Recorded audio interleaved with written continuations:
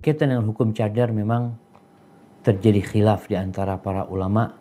Apakah cadar itu wajib atau sekedar keutamaan?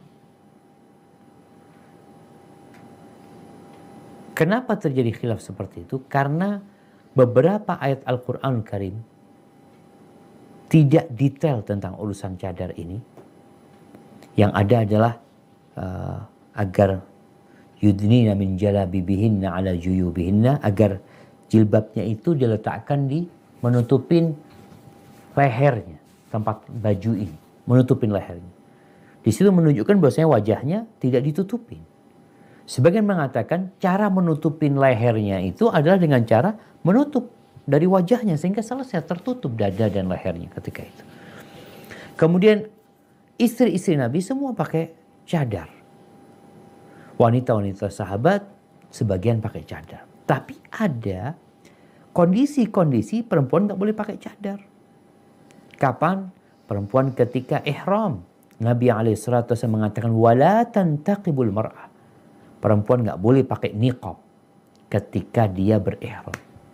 Ini menunjukkan bahwasanya kebiasaan mereka itu pakai niqab. Sehingga tatkala berihram nggak boleh pakai niqab. Wala talbasul qaffazain. Perempuan nggak boleh pakai kos tangan ketika dia berihram. Ini kebiasaan mereka pakai pada waktu itu. Sehingga yang terbiasa itu Nabi menjelaskan bahwasanya itu nggak boleh ketika sedang berihram.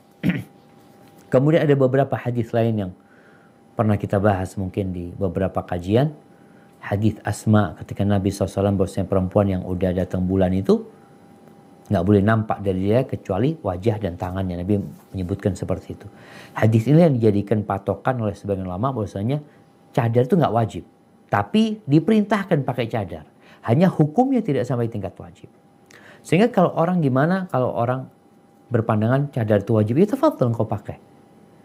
Terus bagaimana kondisi orang melihat itu sebuah kemuliaan dan dia biasa pakai cadar. Tapi kondisi sekarang, apalagi sejak kejadian bom di mana? Di Makassar ya, yang ditampakkan perempuan itu pakai cadar, lakinya jenggotan umpamanya. Sehingga orang mulai nggak nyaman ngelihat perempuan pakai cadar. Apa yang harus kita lakukan? Ya mungkin kita bisa menggantikannya dengan masker sekarang. Dan alhamdulillah masker banyak yang lebar, yang bisa menutup wajah kita. Itu bisa menjadi pilihan kalau memang kalau kita pakai cadar akan mudaratnya banyak buat kita. Kalau memang seperti itu. Tapi kalau ternyata biasa pandangan orang kayak gitu, bismillah. Kita perlu menunjukkan kepada mereka bahwa image yang mungkin sudah dibikin sama media ini nggak benar.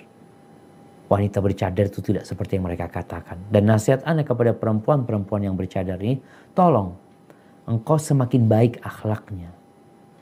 Karena bicara jilbab ini, dari awal tadi kita sampaikan di muqaddimah bahwa Allah itu melihat kepada hati kita, kepada amalan kita. Maka tolong bersihkan hatinya, baikkan amalannya, apalagi dalam bergaul dengan manusia. Karena ada perempuan bercadar, ya dia itu tertutup ya. Padahal dia punya kawan perempuan ya. Sampai ada kejadian istri Ana.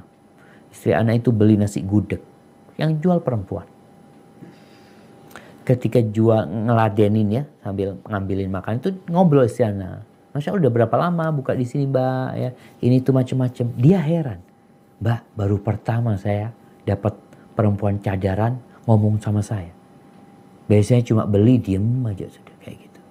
Maka berusaha untuk menunjukkan kepada mereka bahwa ya kita sesama muslim muslimah itu saudara gitu loh. Hadza wallahu a'lam bishawab.